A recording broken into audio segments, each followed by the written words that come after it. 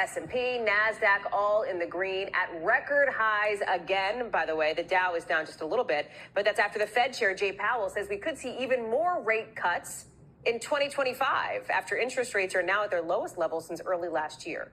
But Jay Powell also said something interesting. And you know it's interesting if the rate cuts are not the biggest headline coming out of Jerome Powell's news conference.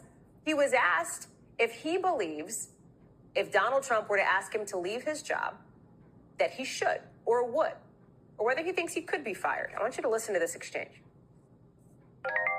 Some of the president-elect's advisors have suggested that you should resign. If he asked you to leave, would you go? No.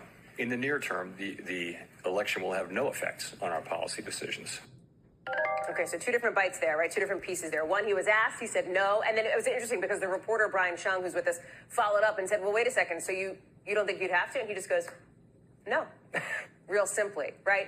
You also heard him talk about separately economic policy here in this moment and what the election means for it. So break it down in human English, so to speak, what this means for people's money. Which, by the way, that's like the shortest soundbite I think we've ever played from Jerome Powell, just like the no. So I'm glad that you added some other stuff. One word. I was like, what else are you going to do with that bite? Because all he said was no. But I think it's a really poignant and it might be curt, but it's very precise. And it's basically, I'm not going to step aside if the president wants me to come in. I'm going to continue what we've been doing here at the Federal Reserve, which is raising interest rates and now lowering them to get that soft landing, to get inflation low, but to not spike the unemployment rate, which is at 4.1% right now. Now, here's the challenge. Yes, the Fed chairman said the election has no way on their policy decisions, but what would a Trump administration do with the economy that could force the Federal Reserve to have to react in some way? Look at some of the policies that Trump has proposed. Things like not just cutting taxes, but raising tariffs across the board. Could that lead to higher prices if the companies that pay those tariffs pass them on to the consumer? What about tax cuts? Could that increase the deficit?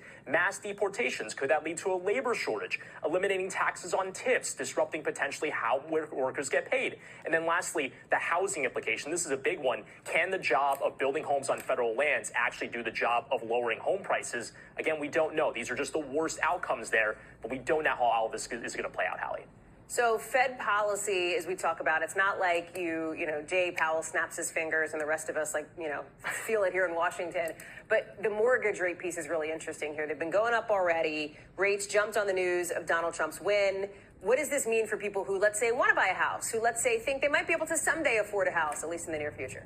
Yeah, well, it's an important point that you bring up because the Federal Reserve changes short-term interest rates, but really long-term interest rates, which are set by Treasury markets, have the job of weighing through and bleeding through to longer-term borrowing costs like a 30-year mortgage. So we've seen the mortgage rate really tilt up as of the last few weeks, but a lot of that could be because so much money is coming into the United States from foreign investors because maybe they think that a Trump win would make their money more secure in the United States than in other countries. There's a lot of things at play here, but mortgage rates are not going back to the 3% that we saw during the pandemic because that was really an emergency situation. So don't expect to see those 3% rates anytime soon. Sorry for those prospective home buyers.